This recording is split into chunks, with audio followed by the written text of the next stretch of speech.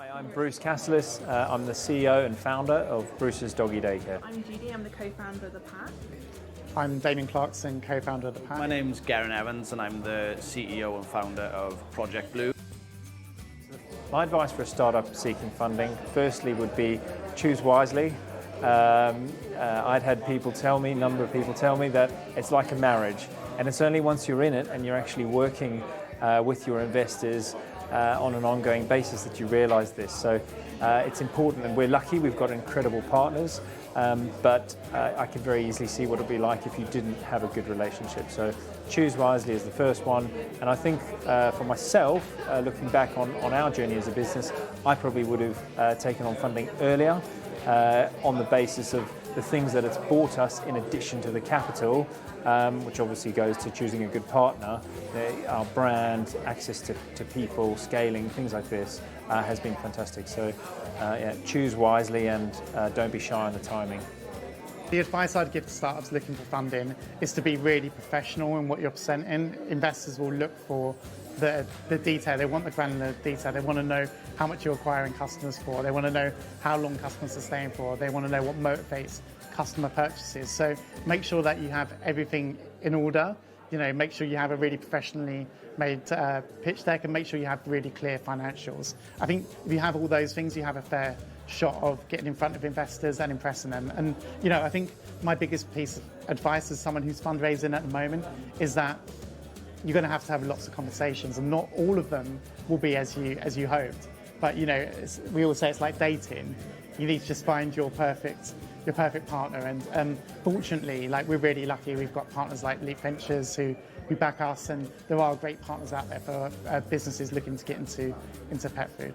And I would also just add that just to stay strong, I think it can be quite a hard process and sometimes a bit disheartening. So whoever's fundraising, just stay strong. There's an amazing community of people in the pet care industry. Just reach out to other entrepreneurs and founders, and hopefully, people will share contacts and kind of give back. This is what me and Damien try and do anyway.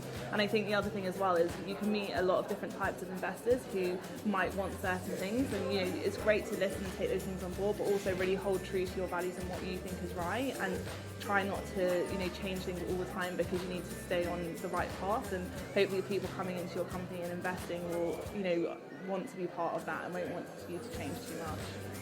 When you come into it, it's a bit cliche, but it is hard work and it is a full-time job, and I thought people were exaggerating, but it's true. So I would say get your figures right. You've got to be prepared to meet a lot of investors.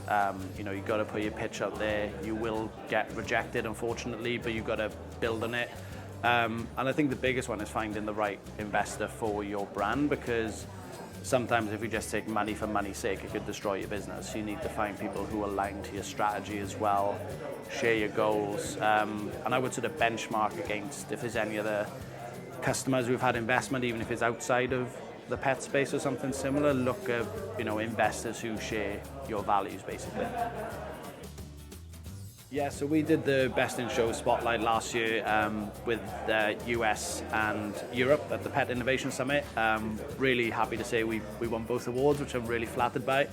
But what was really great is we actually met both of our investment partners from the event. So Central Garden and Pet in the US, and then Pets at Home quite recently in the UK. So the platform delivers, which is great. I am walking, talking evidence for it. So it is a great place to meet investors in the pet world. Really excited about the Best in Show Spotlight. It's a great opportunity for us to show the whole industry, what plant-based proteins can do, tell them about how, our customers have been getting excited by feeding their dogs plant-based. So that's something we're really excited about to share, the growth of our company and, the positive impact it's having on, the wider pet industry.